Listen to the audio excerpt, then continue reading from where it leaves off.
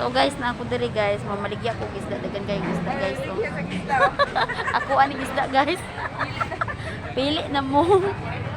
So, ikaduha na din namo kagabi nagbiyahe og isda diri sa Dumaguete City. Daghan kayong isda guys, kay daghan nakakuha og gibiyahe pod.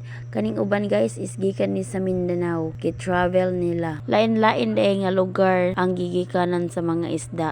Dili ra kay Mindanao ni siya gikan. Katulugon na si Dudong og ginulat sa among isda. So gawlat day mi og buyer sa among isda. So makita ninyo guys, is daghan kayong isda.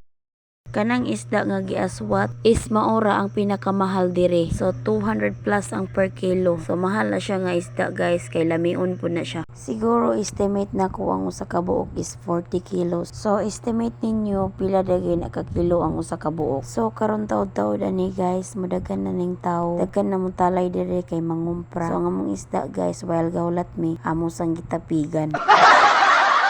Sa kadagan isda diri nga gi-deliver, wala nami nagdahom nga among isda mahal kay mobagsak presyo jud ni sila. So ang tip lang nako ninyo, kinahanglan taas mo og pasensya. Og naay mo hangyo, hala ihatag aron pagkasunod nimo og biyahe, maunag kahalin ang imong isda.